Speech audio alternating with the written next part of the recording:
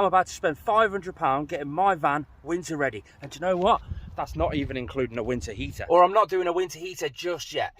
I cannot wait to explore the winter in the UK. I'm going to be up on the mountains. I'm going to be in the Lake District, Snowdonia. I'm going to be by some lakes and frozen places. I can't wait. But to do all that, I'm going to need to prepare this van properly. So there's one thing that really lets this van down for the winter, and that's its headlights. They're really dull, they're really dark, they don't penetrate through fog that much. Now I'm going to be up on the mountain roads where there's going to be animals running around. I'm going to be up there at night, because when I finish work at midnight, I'll be going straight down to those mountainous passes to park up and wait for the next day to go and climb a snowy mountain. I'm going to need to sort those headlights out to make it safe for the winter. That's where these come into play. This is auxbeam, their new brand spanking 2023 F22 series LED headlights. Mate, they're 700% brighter than what I've got on already. So I'm going to be whacking them on in this video now. So I guess we should do a before. This is what it looks like before on the motorway. Then when you park up, and this is what you can see. And then from the outside, this is what you can see. It's vitally important that I'm both seen and that I can see. That's best for the animals that are in the road, the mountain pass, or the drivers driving towards me. It's vitally important. So let's just have a look inside the box and see what comes in. They're the auxbeam F22 series. So this is the 2023 new headlights with all the new technology. Lovely packaging with the LED bulbs just there. You see that big box on the bottom? That's got a cooling fan inside it because LED does get quite hot. Apparently there's some copper cores inside it which help distribute the heat around. Underneath you can see all the little boxes. That's the electrical gubbins of it. That's just what I'm going to call it anyway. And they're just absolutely beautiful. Now this isn't a paid advertisement. These are just the ones that I thought were the brightest that I could get. 24,000 lumens.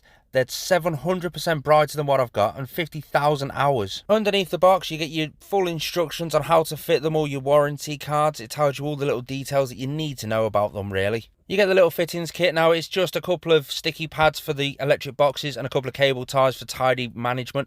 You've got your warranty cards just there, and there's a sticker in the bottom too. Now, let's show you how to fit the auxbeam F22 LED headlights into a 2014 Ford Transit Connect. You have to take the ring off first, then disassemble your light unit. On this one, it's take the rubber waterproofing grommet off the end, unclip the cables that are attached to the bulb and remove the bulb out of its socket. Get the LED ring and clip that into place where your old bulb was and fit the bulb straight into it with a slight twist. Plug the new LED light into the old wiring cable with a simple push clip. Add the sticky tab onto the back of the electric control box and stick that inside the lights. Cable tie the wires for good cable management. Put the original waterproofing grommet back over and repeat on the other side of the van.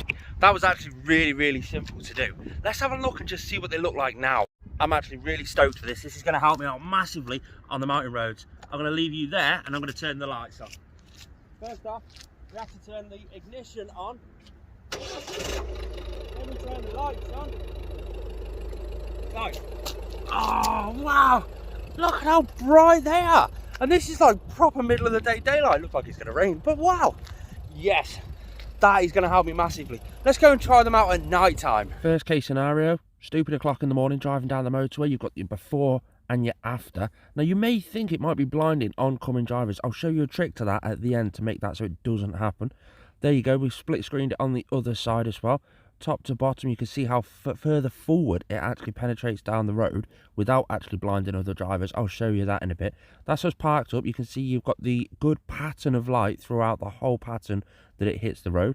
Look how much brighter that is. I can't even get a good shot on the camera because it just glares. There's your before. You can see the pattern of the headlights. There's your after. The pattern is exactly the same.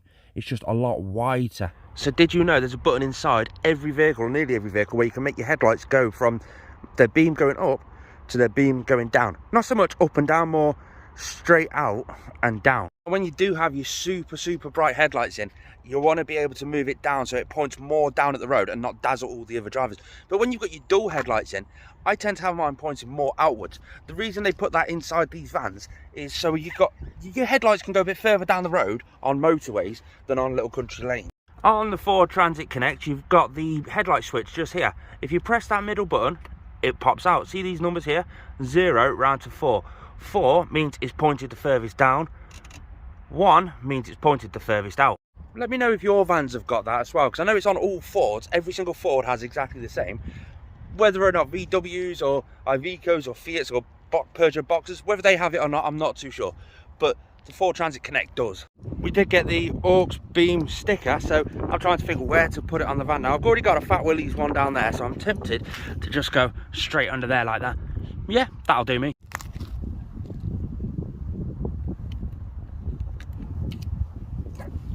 Whoa. Now nobody can hit that back corner with that little luminescence sat there. And I think before I shut this down, we're going to do a little free one.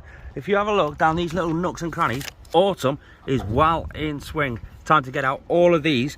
Oh, look at this. Trying to get out. How long have I got? I spent one night underneath an acorn tree and my van's full of acorns. We'll clear them out and that'll make it just so it's a bit cleaner while we're out and about. Oh look, I've got pet spider. So I need to thank you guys now for this next bit. This is the expensive bit, the bit that I'm like, oh, that's gonna hurt. Thank you guys for viewing and watching all these videos, because that's what's helping me pay for these upgrades. That's what's keeping me safe over the winter. Right now, we have to go and get winter tyres. That's not after we admire the cool little rainbow.